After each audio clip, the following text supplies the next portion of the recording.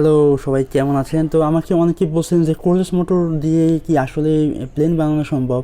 তো অনেকের কাছে এই ধরনের পার্টস থাকে, কারণ অনেকেই কোরলেস মোটর ড্রোন বানিয়ে থাকেন। আমার ভিডিও দেখে অনেকে ড্রোন বানিয়েছেন।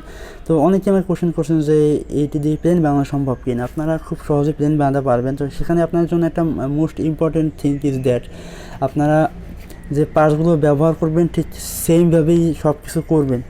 এখানে জাস্ট আপনাদের এক্সট্রা যে বিষয়টা আপনাদের করতে হবে সেটা হলো আমাদের এই যে ফ্লাইট কন্ট্রোলার বা আমাদের যে রিসিভার বোর্ডটি আছে, এই রিসিভার বোর্ডটির মধ্যে মূলত একটু কাহিনী করতে হবে। আপনারা 4টা মোটর ঠিক এইখানেই কানেক্ট করবেন।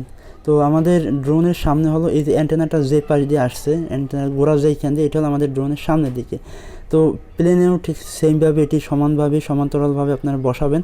সেইভাবে বসাবেন। বসানোর পর যেটা করতে হবে, আপনার সামনে যে 2টা মোটর, এই 2টা মোটর বাম দিকেরটা বাম দিকেই বসবে, ডান দিকেরটা ডান দিকে বসবে। পিছনের মোটরও ঠিক সেমভাবে ডান দিকে, বাম দিকেরটা বাম দিকেই বসবে।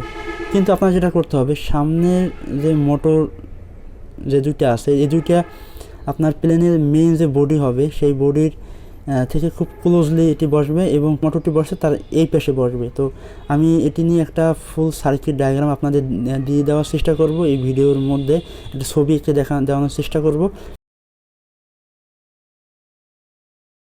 তো আমাদের মোটর 1 হলো এটা হলো 2, এটা হলো 3 এবং এটা হলো 4। আমি প্রত্যেকটা ডিটেলস আপনাদের দেওয়ার চেষ্টা করব। একটা ড্রোনে যেভাবে আপনারা সোল্ডারিং করেন ঠিক সেমভাবেই করবেন। বাট আপনাদের একটা বিষয় খেয়াল রাখতে হবে, সেটা হলো আপনাদের এই রিসিভার বোর্ডটা যাতে খুব সমানভাবে থাকে, ড্রোনের যেভাবে বসানো থাকে ঠিক সেমভাবেই যাতে থাকে। আর এটি বসানোর চেষ্টা করবেন প্লেনের সামনে থেকে, আমি নোজ থেকে একটু পিছনের দিকে বসানোর জন্য। আর ব্যাটারিটা সেন্ট্রাল অফ গ্র্যাভিটি দেখে আপনারা বসাবেন। যদি আপনি এই যে ব্যাটারি যদি কানেক্ট করেন, সেক্ষেত্রে আপনি প্লেনের উইংয়ের সাথে সেন্ট্রাল অফ গ্র্যাভিটি দেখে উইংয়ে ধরে দেন আপনি দেখবেন যে এটি কীভাবে কী কাজ করতেছে। আর চেষ্টা করবেন সেন্ট্রাল অফ গ্র্যাভিটি যেই রেখায় বসে ঠিক ওইখানেই এই রিসিভারটি বসানোর জন্য। তাইলে আপনার প্ল্যানটা আশা করি খুব ভালোভাবে ফ্লাই করবে। তো আপনার যদি কোনো কোশ্চেন থাকে অবশ্যই কমেন্ট করে জানান। আমি জাস্ট সংক্ষেপে আপনাদের বিষয়টি বলার চেষ্টা করছি। আর প্লেনের বডি বানানোর জন্য আপনাদের এই ধরনের ফোম লাগবে। ককশিট ব্যবহার করতে পারেন, না হলে আপনি ডেপ্লান ব্যবহার করতে পারেন। ডেপ্লান অনেক দাম বেশি, আপনি আশেপাশে এইভাবে ককশিট অনেক ফালানো থাকে, চাইলে সেগুলোকে কেটে কুটে প্লেন বানাতে পারেন এবং এটি খুবই হালকা।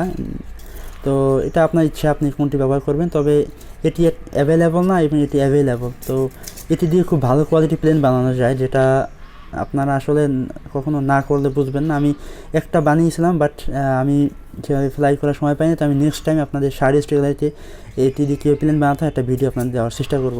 তো আজকে ভিডিও প্লেন দেখা হবে পরবর্তী কোনো ভিডিওতে। খোদা হাফেজ। আর যারা আমাদের চ্যানেল এখনও সাবস্ক্রাইব করেন অবশ্যই চ্যানেলটিকে সাবস্ক্রাইব করেন, কমেন্ট করে জানান সামনে কোন ধরনের ভিডিও লাগবে, অ্যান্ড এটা লাইক দিয়ে যান। আল্লাহ হাফেজ।